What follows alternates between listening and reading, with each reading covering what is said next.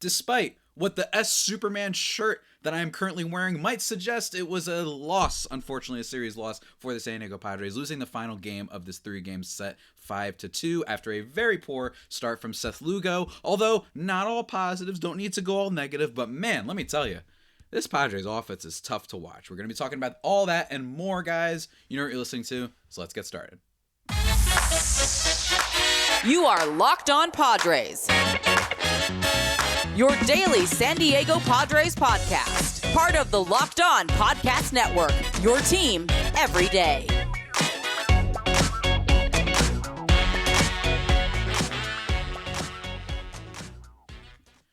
Greetings, ladies and gentlemen, and welcome to another edition of Locked On Padres podcast, which is part of the Locked On Podcast Network, your team every day for Wednesday, April 27th. As always, I am your host with sometimes, occasionally, but certainly not always the most, Javier Reyes. You might be familiar with my baseball written work over at Just Baseball. It was a cool website. You can go check that out. Or you might be familiar with my tweets, which you can find at Javipeno, Javiiipeno, or at LO_Padres for the show account.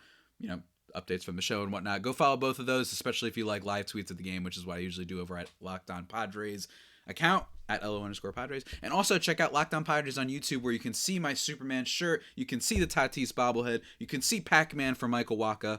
You know, Waka Waka, all that stuff. Go check that out, guys. On today's show, we are recapping the last 2 games of this series against the Cubs, a series that started off disastrously, then had its moment of joy and hopefulness, and then it went back downhill to earn the series loss for the Padres, despite a really great showing in the first series back for Fernando Tatis Jr. over the weekend, or I should say over from last Thursday. Despite that, following that up with another series that showcases the issues with the team. And we're going to start off by recapping today's game, of course, because I like to save the most positive stuff for last. We're going to talk about the win that they had. But first, let's talk about the loss. And I think that the first thing that needs to be talked about is Mr. Manny Machado. I wrote over at justbaseball.com. You guys can go check it out if you want. I put the links on Twitter and whatnot if you're curious about reading the written version of it. But Manny Machado has been awful this year. He's one of only 30 players, I believe, still, despite today's game, that are in the negative for wins above replacement on the season, which is not a place you want to be whatsoever, even if it's still just like, 30 or so games into the season. It's still rough. Or how many games is it actually? 13, 30. So less than 30. It's about 26 games, 27 games into the season. You still don't want to be there. That's really disastrous. And in this game, Bob Melvin makes a managerial decision to move him down the lineup to 5th in the order. Manny Machado has only batted 5th once in his career before today. For those who don't know, he's been in the league for quite some time. Back when I was still in high school, back in the when 2012 the movie was a thing. Remember the world was supposed to end there? Well, it ended for the Padres apparently today. But in terms of Machado there, he moves him down to the 5th spot. It was Cronenworth, then Tatis, then Soto, and then Bogarts, and then Manny Machado. I thought that was an interesting lineup decision by Melvin, and justified. Machado has looked really poor this year. I mentioned it a little bit beforehand, but, slow start, just not hitting the ball well, hitting into a lot of double plays, just, having some really poor at-bats. He had one poor at-bat, actually, in the game that the Padres eventually ended up winning last night, where he just swung at the first 3 pitches. They were all, like, kind of, off-speed sliders off the plate. I think it was actually curveballs, actually. And he just swung at each of them and looked terrible. I mean, he just clearly couldn't catch up to Drew Smiley's stuff. He's looked pretty awful this year. But in the 5th spot, again, it's only the second time in his career that he's ever batted 5th. He's batted 8, 7, 7, 8, 9 before. He's obviously batted, 2nd, 3rd, and 4th and whatnot. But only a second time. And he has, dare I say, one of his better games of the damn season, honestly. Not accounting for defense and whatnot that he's been doing really well at. But Manny Machado in this game, 2 for 4 with an RBI home run solo shot that he hits in his first at-bat. It was a pretty well hit ball for the most part. He actually almost gets another one a little bit later on in the game. Takes the guy to the warning track, actually. Velasquez to the warning track. Doesn't actually end up getting out. He got a little bit under it, but it was still really cool to see that Machado at least did a little bit of something. It wasn't the hardest hit ball of the day, but he also hit a single later on that was pretty well hit as well. that sneaks through. But it was just cool to see that in his first game being given a new role that he did well there. So love to see that. But unfortunately, the Padres only scored 2 runs. They only scored one more later. Cronenworth in this game, despite getting kind of his first leadoff start of the season, I think it was his first one of the season, 0 for 4 with a walk. Fernando Tatis Jr., he does go 1 for 4 with a strikeout. You know, he gets one hit in this game, but not particularly hit all that hard. Although I will say he did get a little bit unlucky. He had a fly out later on that Seiya Suzuki catches. Exit velocity wasn't the hardest of the day, but an expected batting average of 830. So he did get a little bit unlucky with that. Suzuki tracked that ball well, so maybe it could have been more for Tatis. I've really loved what I've seen from him so far. Kind of doesn't look like he's lost really a step. In terms of just the raw kind of talent there. You're still seeing him hit the ball hard. He's not swinging at ultimate garbage. He's still got speed on the base paths. So he's looked all right there. And to be honest, he's looked okay in the outfield as well. So love what I've seen from Tatis, but that's basically it from the offensive side of things. Juan Soto gets a hit in this one and draws a walk, which isn't bad, but we're still waiting. Still hitting below 100. Or 200, I'm sorry. And Trent Grisham, low-key, actually, also hitting below 200 now. He's had a rough go of things. He's hitless since April 21st. Actually, he has not managed to get a hit. So since that incredible game against the D-backs, he has not gotten a hit. He has drawn a walk, which is important to note, in basically all of those games except for today's game. But just throwing it out there that Grisham, unfortunately, having some trouble making contact. He's in a little bit of a rough patch right now. And that's basically it to report on the Padres' offensive side of things. We do have to talk about Seth Lugo, though. Seth Lugo, who I have been mildly impressed with, I think, given his role and given the fact that he's a reliever coming out and having starts where he's going deep into games.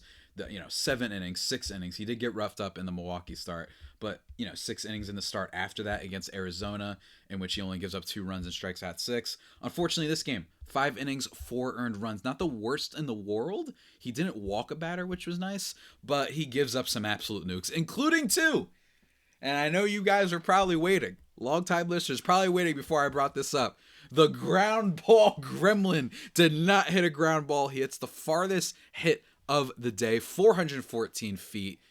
Exit velocity of 109.3 miles per hour, thus third hardest ball of the day that was hit. 970 expected batting average for a home run. Mr. Eric Hosmer. Honestly, take a bow. Take a bow.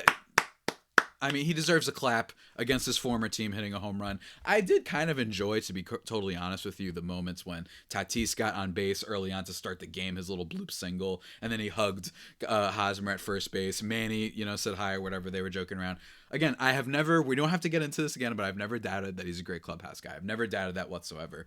Go, if you want, listen, go type on YouTube, whatever, my episode where I described why Padres fans, I think, hate Eric Hosmer. But it's only natural that he hits a home run. It's only natural that former Padres do something against us or just do better elsewhere. For those who didn't see Mackenzie Gore's start, looked pretty good against the Mets the other day. If you guys want to see some awesome pitching, we'll talk about that a little bit later. But Seth Lugo in this game, despite having, in my opinion, a decent start to the season. I'm not interested in all the baseball savant stuff. I know his hard hit stuff suggested that he was due to give up a couple nukes, and he does in this game for sure. Nelson Velasquez, the other one, who hits an absolute bomb as well. But for me, I think that was what was rough in this game is that his spin rate across the board was down. Basically with every pitch. He did not generate any whiffs on his curveball either, which has kind of been the thing that, he's got a big spin rate on that thing. It's only down by 11 revolutions per minute. Don't get me wrong. Not the craziest dip in spin rate. It might have just been a rough start, but overall, just a lot of negatives. The vertical break on all of his pitches was down. The horizontal break on all of his pitches were down. Just not a great start. And I think that, again, this is still a back end of the rotation starter. I do still think rocking a 3.5 ERA, you could do a lot worse. And it wouldn't be viewed as badly if the Padres offense wasn't just so anemic, wasn't so consistently underperforming. Game after game and night after night, they don't drive runners in with scoring position. Yes, it was nice to see what Manny did today, getting back on the board, having a 2-for-4 game, hitting a home run. I mean, on his first plate appearance, it was great. But overall, just the Padres offense just not coming through when you need them to come through. And every time, it's so funny because I feel the Padres fans ready to explode. I feel myself ready to explode and be like, there we go. This is what we waited off season for. Even when it's in the bottom of the ninth of this past game. You start off the inning with a man on base with Hassan Kim getting on base.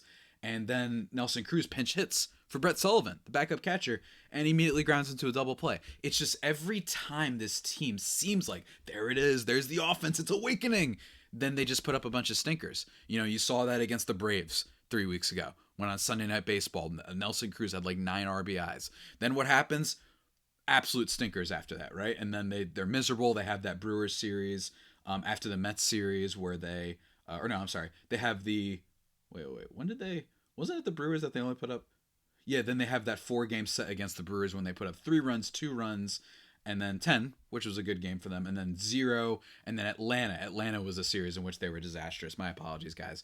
In which they put up just only 2 runs in like 4 games, and then the Braves kick their butts again, and then they blow up with the D-backs. They have a great series against them, the return of Tatis, and then back to kind of this series where it was just a whole lot of not exciting offense, I think, for the Padres. And I think that the starting pitching has been okay, all things considered. Considering that was supposed to be the weakness of the team, it hasn't been all that bad. But unfortunately, Padres offense has not been what it was built to be, not what it was expected to be. And that's really unfortunate because that's what we were waiting all off season for, especially with Manny and Soto just being disastrous. But before we continue talking and recapping, hopefully some good news, one game that did go the Padres' way on Tuesday and the excitement of that game. Guys, let's talk really quickly about So Rare, one of our new sponsors over at Locked On MLB, the network as a whole. It's a revolutionary baseball game. It's got all the stuff you want in Marketplace, turning fans into owners with officially licensed digital cards and collectibles featuring players from across all 30 MLB teams. It's basically like trading cards across with fantasy. And you might have seen it. You might have been patrolling the baseball Twitters and you're seeing all sorts of content creators talking about this thing because it's rad. It's cool. If you're annoyed by, it's a little bit of that daily fantasy vibe too, which is really cool. You kind of, you're pulling multiple cards and you have a chance, by the way, if you do well, to meet maybe some MLB stars. Mr. Soto and Julio Rodriguez, they're ambassadors for So Rare, so maybe you get to beat them. I don't know, but it's really cool, and you might have seen a bunch of people talking about it. And what I like is, I've never, when you have that disastrous fantasy team, maybe you're one of those people who, you drafted Tristan McKenzie and you drafted Musgrove, and your pitching hasn't been good so far, and maybe you drafted O'Neal Cruz of the Pirates, and maybe you drafted Manny, you drafted Manny or Soto. I mean, for God's sake, maybe you've been doing rough. Well, So Rare, it's like a 3 to 4 day cycle. MLB game weeks happen twice weekly and span a 3 to 4 day cycle, I should say. And at the end of game weeks, So Rare MLB managers who rank at or near the top of their leaderboards win a variety of rewards, which include scarcity cards from So Rare, game tickets, merchandise, signed jerseys, VIP experiences, all sorts of stuff. So go check that out, guys. Head to sorare.com/lockedon. That's So Rare. Pretty straightforward. sorare.com to draft your team of free play cards. I'm getting the hiccups. Set your lineup and start competing today to win epic rewards. Again, that's sorare.com/lockedon to start playing today. And now, guys, we have a message from another sponsor, and that's FanDuel. Ladies and gentlemen, grand slams, no-hitters, and double plays are back. That's right, ladies. You know it. And there's no better place to get in on the MLB action than FanDuel, America's #1 sports book. And that's because right now, new customers specifically, you know what you're getting? You can step up to the plate. You can call your shot with a no-sweat first bet up to $1,000. Just go to FanDuel.com/lockedon to sign up, place your first bet, and get up to $1,000 back in bonus bets if you don't win. So don't miss your chance to get a no-sweat first bet up to $1,000 when you join FanDuel today. Ladies and gentlemen, just go to FanDuel.com/lockedon to sign up. FanDuel, official partner of Major League Baseball. And we're back here on this Locked On Padres podcast. Apparently, just celebrating the death of this Padres team. And we got the Giants coming up, so let me just tease for you guys tomorrow. We're talking with Ben Kaspick of Locked On Giants. That's going to be fun previewing that series against a team that has been struggling, so hopefully Padres can bounce back against them. But in fairness, it wasn't all bad in the series for the Padres. On Wednesday, so that is last night's game by the time you guys are listening to this, the Padres win 5-3. And in this game, you get Mr. Michael Wacha. Here's Pac-Man. He's looking at the camera as we speak. Waka, waka, waka. and he's been regressing lately after a really strong start. And everybody, look, I know some people have messaged me saying they picked him up in fantasy.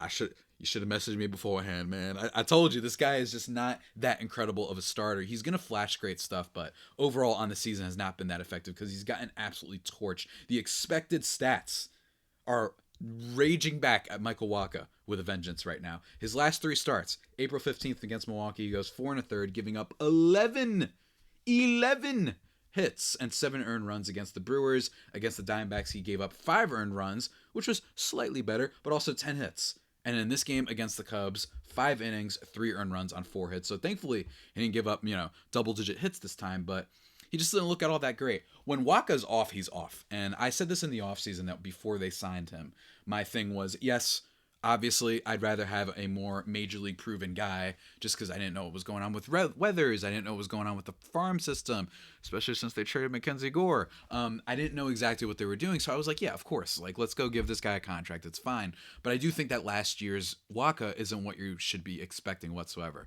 This is not a mid-threes ERA guy. He's a guy who can throw innings and occasionally flash brilliance. Again, he was effective at the beginning of the season. He had that awesome start against the Braves when he struck out 10 and gave up no runs. He can be good at times, but consistently throughout his career, for the most part, he's been a guy who's often hurt and a guy who just hasn't lived up to his total talent. So I just don't think overall it's almost even worth getting mad at a guy like Michael Wacha. I just feel like he is what he is at this point, and absent, say, joining the Tampa Bay Rays, who turn, dust into diamonds pretty consistently, absent that, I just think Michael Wacha is what he is, and he's a guy that hopefully can fill out the rotation a little bit. Same thing with Seth Lugo. And Lugo, by the way, I think has been more effective, but he gives up 3 earned runs in this game, unfortunately. And look, I still love having Pac-Man here.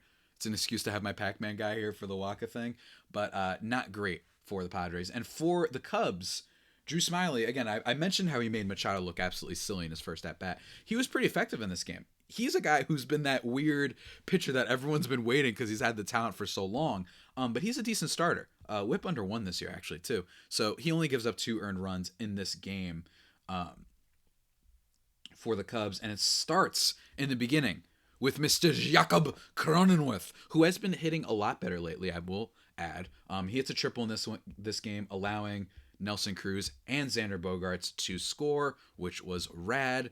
And then, unfortunately, though, I was alluding to Wacha, an absolute blast from Trey Mancini to let Seiya Suzuki score in the bottom of the 4th inning, just kind of right when the Padres finally scored, give it up and tying it. That was unfortunate. But the hero of this game ends up being Fernando Tatis Jr., who in the top of the 7th inning gets the single that the Padres need, allowing Grisham and Ha-Seong Kim to score, putting them ahead, and then he hits an RBI later to give the Padres a 2-run lead, enough for Josh Hader to come in and just lock things down, as he almost always does, which was rad. But let me tell you, I have a take. Hottest take. You ready, ladies and gentlemen? Turn the TikTok cameras on, folks. You know what I mean? I don't have a TikTok I mean, I do, but I don't use it that much. Turn on your cameras. You know what I mean? Get your recording devices ready. I 100%, if I was the Cubs, I know this sounds crazy, I would have walked Tatis in that 7th inning at bat. I know that sounds crazy, right? Because then you have the bases loaded, and then you have Juan Soto coming up, right? But I am telling you, from what I have watched this year, and it's been a small sample size for Tatis, I would so much rather have pitched to Juan Soto in that situation right now, which sounds crazy. And also Manny Machado, either one of them, whoever was up next.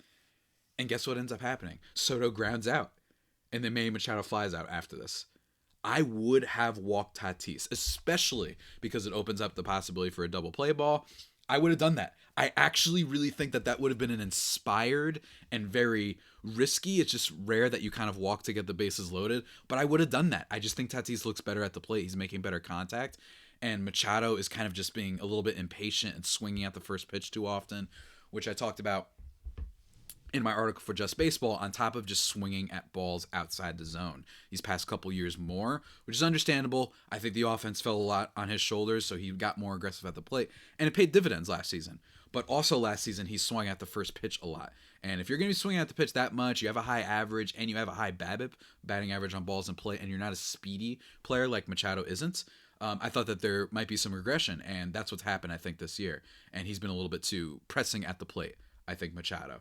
I really would have walked Tatis. I really would have. I know that sounds crazy. You put a super speedster on the base pass, you don't know what's going to happen there, but I really think just based on what I've seen this year, I would have much rather pitched to Machado. And who knows if they do that. Again, it would have been an inspired choice, and there's probably a respect for Soto, especially considering that Soto is such an on-base threat. Even with his batting average struggles, he's not going to swing at garbage. He's still not swinging at garbage. Still has the third highest walk rate in entire baseball. So I understand that. But even still, if you want to just dare someone to get a hit, that's what I would have done. I would have pressed and don't try and nip the corners with him, which is usually what has worked on striking out Soto this year. He's watched a lot of third strike calls. I just kind of would have dared him. I really would have. I know that's crazy, and he might have hit a grand slam, and we'd be losing our minds. But in my opinion, that's my hottest take so far of the season. I absolutely would have walked Tatis, despite only having been like his 5th game of the year. I would have walked him. I absolutely would have walked him. Or actually, I think it's 6th game of the year. No, I think it was 5th, 4 or 5. I don't know. Whatever. You get my point, though. He hasn't played a lot this year, obviously. That's what I would have done. But thankfully, they didn't. And Tatis comes in. Gets the RBI, huge for the Padres. You saw him amped. You saw even Melvin being like, yeah, like looking for and rooting for him. It's amazing how quickly he has come in and seemingly feels like we trust him more to get the job done than Soto and Machado, which should not be the case. That is bad, and I hope that I hope both of those guys figure it out, but I'm not exactly expecting that as much. Ladies and gentlemen, before we get into the final moments of this show, talking about all things Padres, I guess, whatever final thoughts I have, let me give you just a second to imagine the possibilities, ladies and gentlemen, of being a GM. Could you imagine? You get your own office, your sweet office. You get to manage the finances. You get to be that person like Kevin Costner in Draft Day, or that's a dumb comparison. Moneyball. You could be like Brad Pitt in Moneyball. Duh, we're talking about baseball here. If you want to be like Brad Pitt in Moneyball, making those trade deadline moves, you're eating your peanuts and trying to, nickel and dime GMs, calling up multiple people. Well, you can sort of live that with Ultimate Pro Baseball GM, which is a fantastically fun game. It's the coolest one I've played, especially in sports, in a long time. And I'm not a big sports game player. I play a lot of video games, like pretty nonstop, but it's rare for me for sports games. But this is a really great sim game that you guys should check out. You got to hire the right coaches and staff, sign free agents. You got to manage the finances. You have to deal with ego personalities and whatnot. How does the chemistry in the clubhouse work? You got to work with all that. Free agency, everything. And even scouting and drafting players, which is something that's often missing, I think, from baseball discourse every now and then. So if you're just a casual fan, well, you get to experience that with Ultimate Pro Baseball GM. And Locked On Padres listeners, you get a 100% free boost. That's right, 100% free boost just for listening to this show when using the promo code LOCKEDON in the game store. So make sure to go check it out. To download the game, just visit probaseballgm.com, scan the code, or look it up on the Apple Play or Google Play, I should say, or app stores. Go check that out, guys. probaseballgm.com, Ultimate Baseball GM. Start your dynasty today. And we're back, everybody. Here we are, winding down this old podcast. To be quite honest with you, I don't have too much more to say, to be quite honest with you. I think that this Cubs series, look, I said in the preseason, the Cubs are a little bit of my sleeper team. I like them as a ball club. I think they're very effective. I don't feel like it's worth recapping the Tuesday game all that much because they lose 0-6. Not much to report here. I guess it is worth bringing up Blake Snell, who has a 5.4 ERA and a 1.87 whip on the season. They lose this game 6-0, like I said. Nobody drives in any runs. 2 strikeouts from Tatis, 2 from Soto, no hits. Machado goes hitless. Just continually disappointing. Xander does draw a walk and get a hit, but it's just been rough. And Justin Steele, I will say, very effective pitcher for them. Low-key, kind of a breakout guy. And it's not just this year. He was good at the last year, too. So while I do want to complain about the Padres, I do think that the Cubs are a solid team. I think they're a solid ball club. I like Nico Horner. I like that they brought in Dansby Swanson, who hit his first home run of the season for them. And he's a pretty good defender. And he continually has shown that he's improving as a player. Love that. I think Marcus Stroman's having a bounce back year. Already mentioned Steele. Seiya Suzuki, star from Japan. You know what I mean? Like he hopefully gets it going. He only just recently joined the team again, but I just really like this Cubs team with all those guys. With Patrick Wisdom being a super slugger right now, not the former ground ball gremlin, but even still, and also ground ball gremlin. Eventually, Matt Mervis, they have a prospect over there that's probably going to get called up and be good. So this is a capable, solid Cubs team. Maybe some fans might not realize, like how much better this Cubs team is this year, just because they've been so poor the past couple years. They trade all their best players and all that stuff. But I think they're a decent team. But even still, watching the Padres try and hit this team right now, and hit any team, as a matter of fact, has been incredibly disappointing. Look, in terms of the offense, I just did that thing that, rant on Machado and how he's been impatient. I think he needs to change his approach at the plate. Hopefully moving him down the order might help.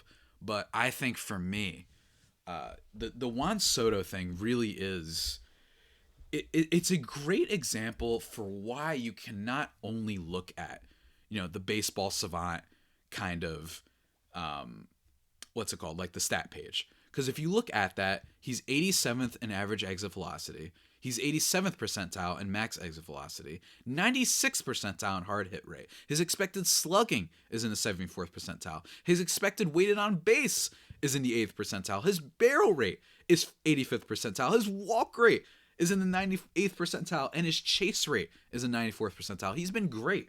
And to be honest, while he has been poor on defense, he's basically done so far this year what I kind of expected. 42nd percentile and outs above average. It's not the worst in the world.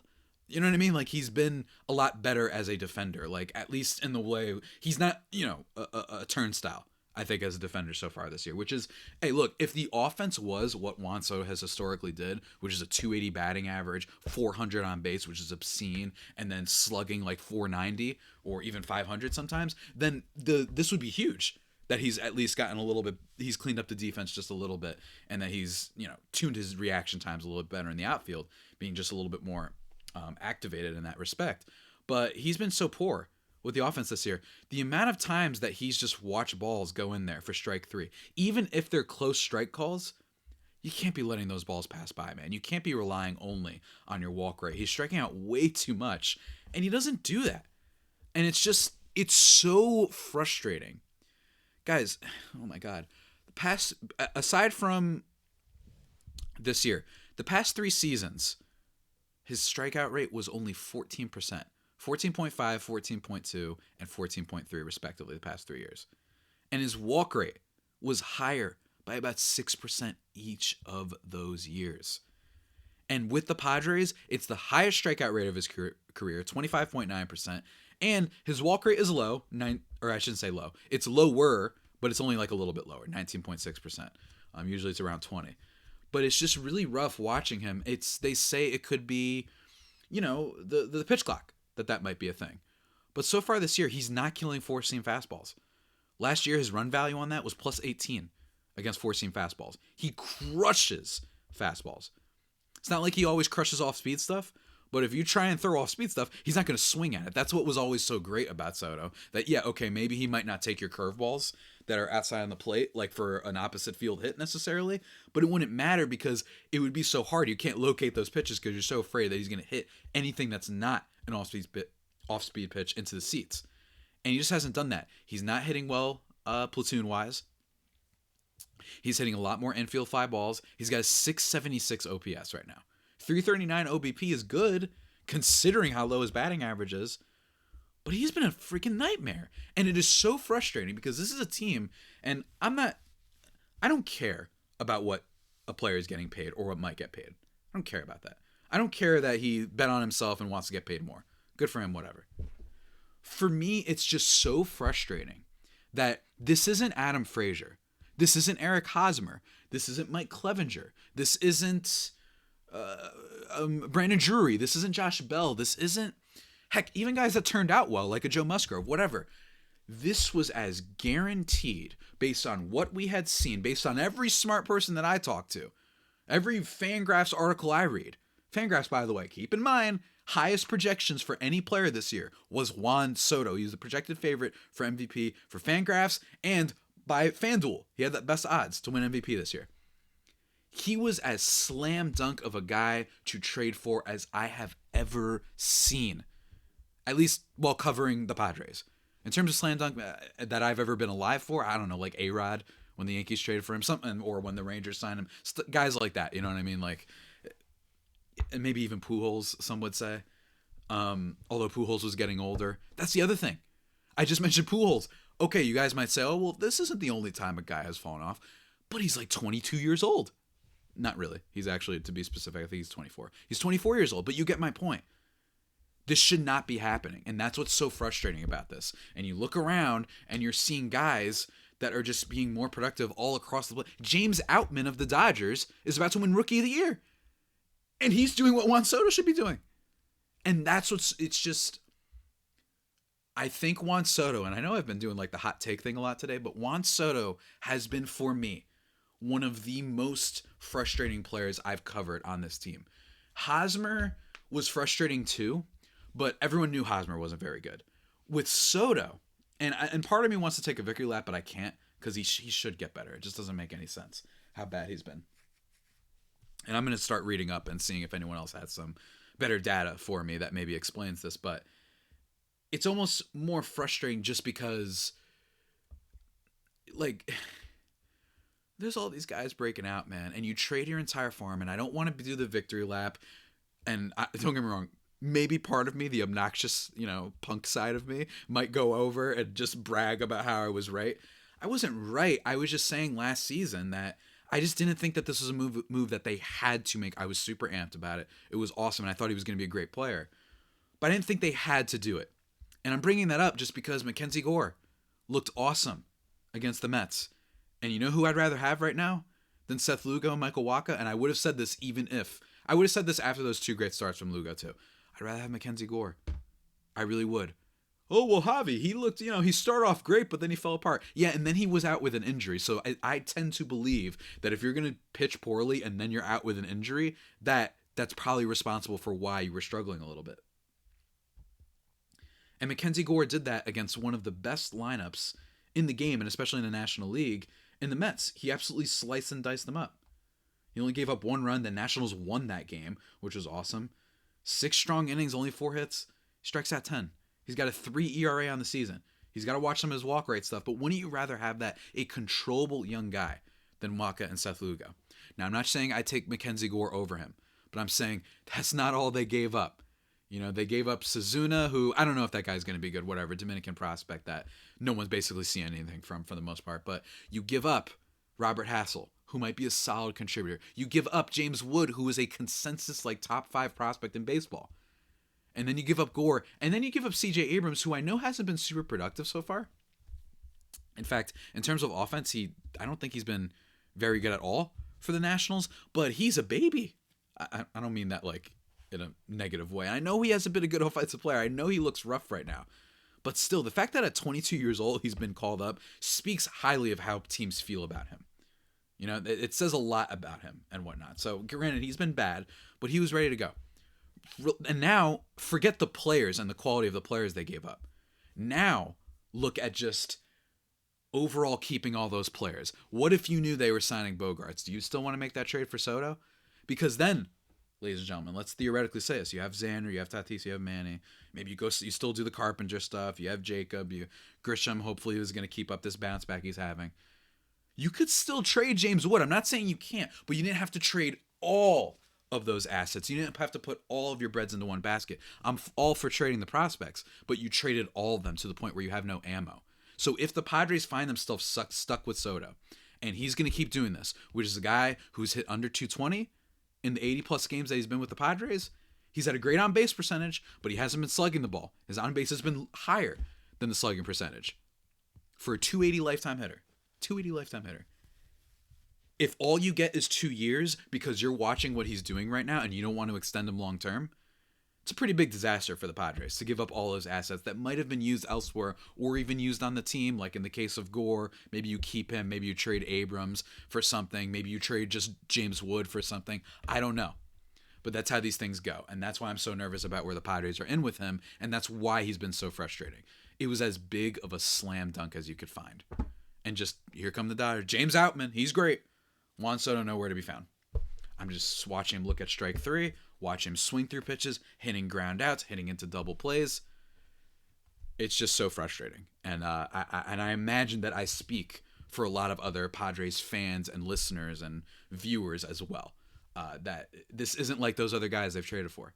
This is as guaranteed a guy that you can find. And now we're at a question of saying, I mean, someone even, I forgot who asked me the other day, what if was it my buddy Rylan? I forgot. What if they traded Soto, try and recup? No take back C's is what the Nationals are going to say. It's rough. It's rough right now for the Padres. And I don't think that it's an overreaction to be really concerned about Juan Soto right now. I just don't. I'm not seeing it. He's swinging through pitches, looks uncomfortable. I'm not seeing it. I know he hits a 450-foot bomb, and I was there. Maybe I should go to every game now. But it's been nightmarish watching him. Nightmarish. Same thing for Machado, but nightmarish for Juan Soto. But now that rant is over, ladies and gentlemen, that about does it for today's edition of the Locked On Padres podcast. The only pod that may be better than the Padres themselves. Remember to subscribe to the podcast wherever you get your podcasts from. Follow me on Twitter at Javipeno, JAVIIPENO. Remember, also at LO_Padres for live tweets of the game. Locked On Padres on YouTube. And tomorrow's podcast is going to be previewing this series with the Giants. Maybe Ben Caspick, who is a big old number jumbo. Love him. Love Ben Caspick. Great follow on Twitter. I recommend him as well. Maybe he'll have an explanation. I don't know. Maybe he can help me out. I failed math like 20 times growing up. Maybe someone can help me out and give me some data. But until then, guys, remember, of course, stay safe. And of course, stay faithful, my Friar Faithful homies. Take care.